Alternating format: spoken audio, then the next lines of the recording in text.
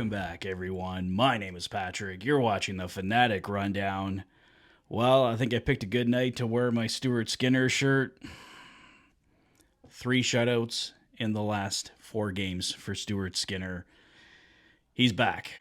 Despite some plays you can't even describe by Stuart Skinner tonight, he almost cost himself the shutout, but he makes the big saves when he has to make the big saves, including an incredible one that's got to be like the best save of his career in the third period. He looks down and out, just gets his goalie stick down to tip the puck wide. An incredible night for Stuart Skinner. I mean, a couple goals we all didn't like in game 1 in the third period, but as I said multiple times, that was just a total team collapse, and we did not see that in the third period tonight. That is your biggest difference. I think this team has been the best team in this series for 5 of the 6 periods at least. And I don't know, even Dallas's comeback there over like a 6 to 8 minute period. I think other than that, the Edmonton Oilers have dominated this series, but not going to complain because despite how badly the end of game 1 went, this team came back with the effort that they needed to produce to get a 3-0 shutout victory here and tie this one up. Headed back to Edmonton for Game 3 on Sunday at 1 p.m.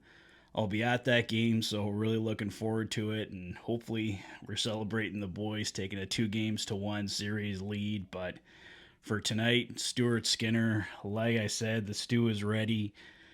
Comes in, gets his third shutout in 4 games, helps this team tie this series 1-1, a 25-save shutout. So many things the Edmonton Oilers improved on tonight. Dallas only getting 2 power plays on the night, but the Oilers obviously with the shutout keeping them off on the penalty kill. On their first penalty, the Oilers had the best opportunity. Connor McDavid, I believe it was, had the breakaway attempt, hit the crossbar. I believe that was the play that hit the crossbar. Anyway, no matter what, the Oilers had the best opportunity on Dallas's first power play. So the penalty kill, a huge, massive improvement tonight. The Oilers go 1 for 5 on the power play. They did get a 2-man advantage in the third period. You would have liked to have seen them score on.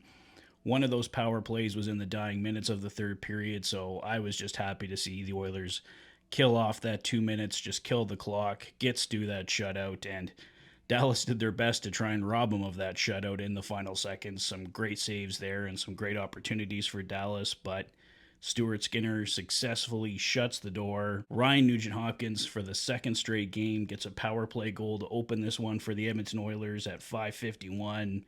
Bouchard and Draisaitl picking up the assists.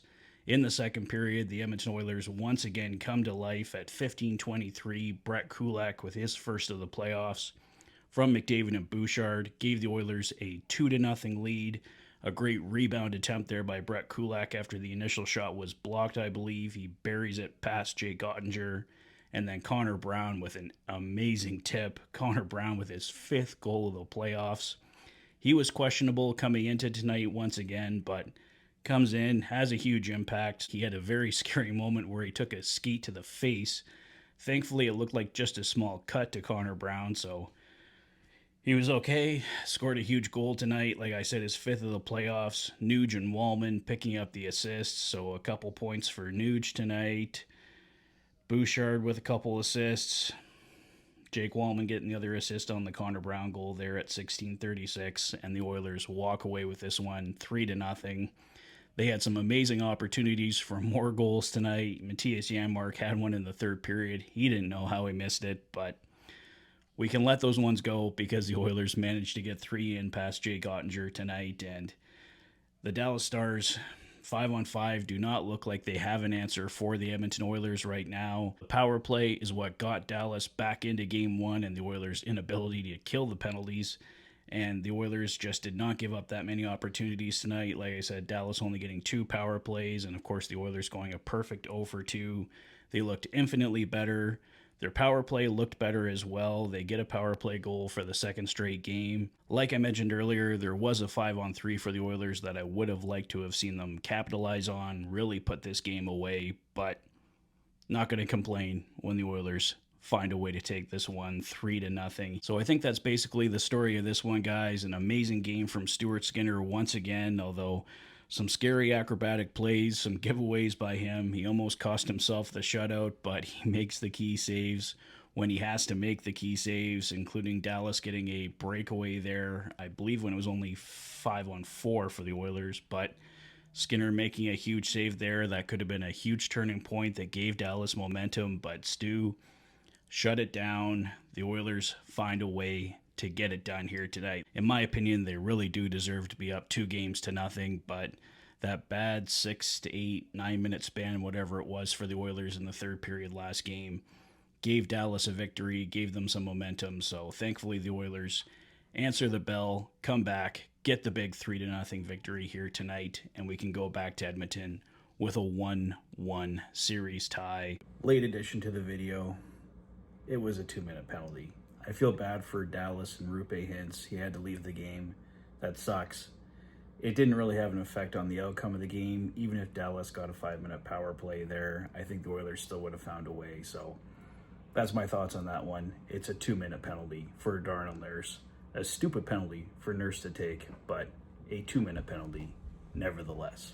And as I mentioned, some scary moments. Adam Henrique also had to leave the game for a bit. He took an elbow to the head from Jason Robertson, but thankfully Rico did return. And as I mentioned earlier, Connor Brown taking that skate to the face, but he was thankfully okay as well. So some scary moments for the Edmonton Oilers, but thankfully mostly happy moments as the Edmonton Oilers tie this series 1-1 with a 3-0 shutout victory.